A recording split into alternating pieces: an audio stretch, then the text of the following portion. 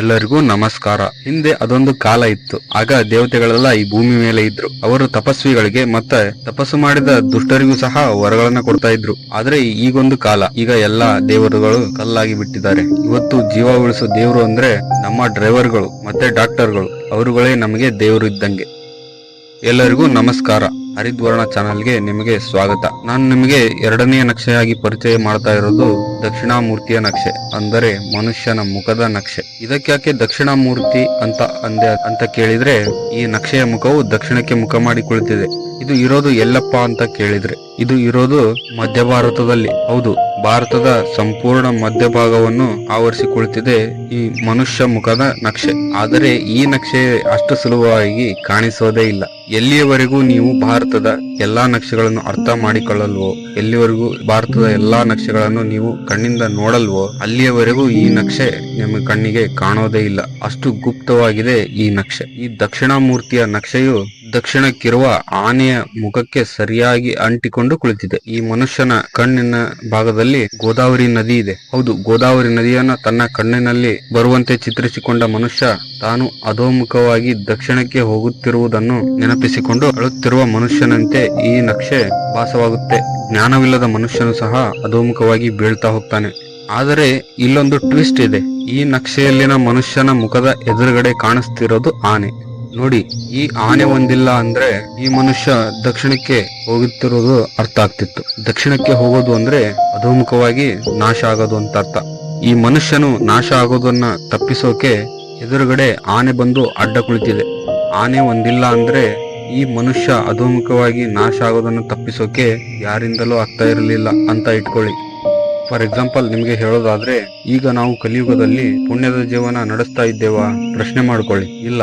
ಇವತ್ತು ನಿಮ್ಮ ಹತ್ರ ಸಾಕಷ್ಟು ದುಡ್ಡು ಇದ್ರೂ ಆರೋಗ್ಯ ಮತ್ತು ಆಯುಷ್ಯವನ್ನು ಕೊಳ್ಳೋಕೆ ಆಗೋಲ್ಲ. ಹಣದಿಂದ ಭೋಗ ವಿಲಾಸದ ಜೀವನ ನಡೆಸಬಹುದು, ಅದು ಸಹ ಹೆಚ್ಚು ಕಾಲ ಅಲ್ಲ. ಆರೋಗ್ಯವು ಹಣದಿಂದ ಸಿಗಲ್ಲ ಅನ್ನೋದಕ್ಕೆ ಮೊನ್ನೆ ನಡೆದ ಅಂಬಾನಿಯವರ ಕುಟುಂಬದ ವಿವಾಹದಲ್ಲಿ ಅವರ ಪುತ್ರನಿಂದಲೇ ಈ ಮಾತು ಬಂತು. ಅವರು ಆರೋಗ್ಯ ಏರುಪೇರನ್ನು ಅನುಭವಿಸಿ ಆ ನೋವನ್ನು ಉಂಡಿದ್ದಾರೆ. ಒಂದು ದಿನದಲ್ಲಿ ಜಗತ್ತಿನ ಪ್ರಖ್ಯಾತ ಡಾಕ್ಟರ್ಗಳನ್ನು ಕೊಂಡುಕೊಳ್ಳಬಲ್ಲ ಉದ್ಯಮಿಯ ಪುತ್ರನ ಮಾತಿದು. ನಾವು ಸಹ ಈ ರೀತಿ ಪುಣ್ಯವಿಲ್ಲದ ಜೀವನದಲ್ಲಿ ಸಿಕ್ಕಿ ಹಾಕಿಕೊಂಡು ದಕ್ಷಿಣಕ್ಕೆ ಹೊರಟಿದ್ದೇವೆ, ಅಂದರೆ ಸಣ್ಣವರಾಗುತ್ತಾ ಹೋಗುತ್ತಿದ್ದೇವೆ. ಬ್ರಹ್ಮಾಂಡದಲ್ಲಿ ನರಕ ಇರೋದು ದಕ್ಷಿಣದಲ್ಲಿ, ಊರಲ್ಲಿ ಮಸಣ ಇರೋದು ದಕ್ಷಿಣದಲ್ಲಿ. ಹೀಗೆ ದಕ್ಷಿಣಕ್ಕೆ ಮುಖ ಮಾಡಿ ಹೊರಟ ಪಾಪಿ ಮನುಷ್ಯನಿಗೆ ಎದುರಾಗಿ ಅಡ್ಡ ಕಾಣುತ್ತಿರುವುದು ದಿವ್ಯ ಆನೆಯ ನಕ್ಷೆ. ಇದೇ ಮಾತನ್ನ ಈ ದಿವ್ಯ ನಕ್ಷೆಗಳಲ್ಲಿ ಗಮನಿಸಿ ನೋಡಿ. ಅಲ್ಲಿಯೂ ಸಹ ಆನೆಯೇ ದಕ್ಷಿಣಕ್ಕೆ ಹೊರಟ ಮನುಷ್ಯನನ್ನ ಅಡ್ಡಲಾಗಿ ಕುಳಿತು ತಡೆಯುತ್ತಿದೆ. ಮತ್ತು ಈಗ ನಿಮ್ಮ ಸುತ್ತಮುತ್ತಲು ಗಮನಿಸಿ ನೋಡಿ. ನಿಮ್ಮೆದುರಿಗೆ ಬಂದು ನಿಂತ ಈ ವಿಡಿಯೋಗಳನ್ನು ಗಮನಿಸಿ. ಇಲ್ಲಿಯೂ ಸಹ ಮೊದಲಿಗೆ ಈ ಆನೆಯೇ ಕಾಣಿಸುತ್ತಿರೋದು. ಅಷ್ಟೇ ಅಲ್ಲ, ನನಗೆ ಕಾಣಿಸಿದ ದಿವ್ಯ ನಕ್ಷೆಗಳಲ್ಲಿ ಮೊದಲಿಗೆ ಕಾಣಿಸಿದ್ದು ಈ ಆನೆಯ ಮುಖದ ನಕ್ಷೆಯೇ. ಯಾಕಂದ್ರೆ ನಾನು ಸಹ ಕರ್ನಾಡಿನಲ್ಲಿ ಹುಟ್ಟಿ ಬೆಳೆದವನು. ಹಾಗಾದ್ರೆ ಈ ದಿವ್ಯ ನಕ್ಷೆಗಳು ಏನು ಹೇಳುತ್ತಿವೆ? ಅದರಲ್ಲಿಯೂ ಆನೆ ನಕ್ಷೆಯು ಈ ದಕ್ಷಿಣಾಮೂರ್ತಿ ಮನುಷ್ಯನಿಗೆ ಏನು ಹೇಳುತ್ತಿದೆ ಅದನ್ನು ಸಹ ವಿಡಿಯೋಗಳಲ್ಲಿ ತಿಳಿಯೋಣ.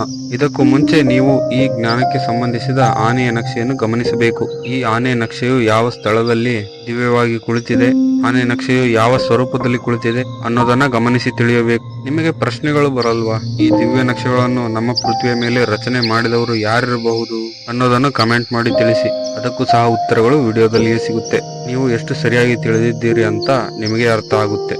ಭಾರತದಲ್ಲಿ ಲಕ್ಷಾನುಗಟ್ಟಲೆ ಸಂತರು ಅವರವರ ಪೈಗಾಮ್ಗಳನ್ನು, ನುಡಿಗಳನ್ನು ಕೊಟ್ಟು ಹೋಗಿರುವರು ಮತ್ತು ಈಗಲೂ ಕೊಡುತ್ತಿದ್ದಾರೆ.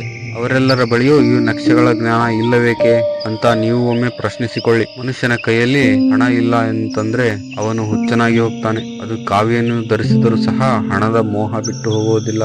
ಜೀವನ ಸಾಗಿಸಲು ಹಣ ಎಲ್ಲರಿಗೂ ಬೇಕು. ಮುಂದೆ ಬೇಕಾಗುವ ವಿಚಾರಗಳನ್ನು ಕ್ರೋಢೀಕರಿಸಲು ಹಣ ಬೇಕು. ಅದರಲ್ಲಿ ಅನೇಕ ಜನರು ಯಥೇಚ್ಛವಾಗಿ ಹಣ ಸುರಿಯೋದು ಅಂದ್ರೆ ಆಸ್ಪತ್ರೆಗಳಿಗೆ ಮತ್ತು ಒಳ್ಳೆ ಎಜುಕೇಶನ್ ಸಿಗಲಿ ಅಂತ. ಆದ್ರೆ ಅದೆಷ್ಟೇ ಹಣ ಸುರಿದ್ರೂ ಅವೆರಡು ಅವರ ಪಾಲಿಗೆ ಬಂದ ಪಂಚಾಮೃತ ಅಂತಾನೆ ಸ್ವೀಕರಿಸಬೇಕು ಮನುಷ್ಯರು, ಅಲ್ಲವೇ? ಫಾರ್ ಎಕ್ಸಾಂಪಲ್, ನೀವು ಬೆಳೆದಿರುವುದು ದೇವರ ಪೂಜೆ ಮಾಡುವವರ ಮನೆಯಲ್ಲಿ ಅಂತ ಇಟ್ಕೊಳ್ಳಿ. ಆಗ ನಿಮ್ಮ ನಿಲುವು ದೇವರು ನಿಮ್ಮನ್ನು ಸೃಷ್ಟಿ ಮಾಡಿದ್ದಾನೆ ಅಂತ ಅನ್ನೋದೇ ಆಗಿರುತ್ತೆ. ಅದು ಹಾಗಲ್ಲ ಅನ್ನೋದಾದ್ರೆ ದೇವರ ಪೂಜೆ ಮಾಡೋದ್ರಲ್ಲಿ ಯಾವುದೇ ಅರ್ಥವಿಲ್ಲ ಅಲ್ಲವೇ? ಆದ್ರೆ ನೀವು ಕೊಡೋ ಲಕ್ಷ ಲಕ್ಷ ಹಣದಲ್ಲಿ ನಿಮಗೆ ವಿದ್ಯಾಭ್ಯಾಸ ಕೊಡುವವರು ಬೋಧಿಸುವುದು ವಿಕಾಸವಾದದ ಸಿದ್ಧಾಂತವನ್ನು, ಅಂದರೆ ಮಂಗನಿಂದ ಮಾನವನಾದ ಅಂತ.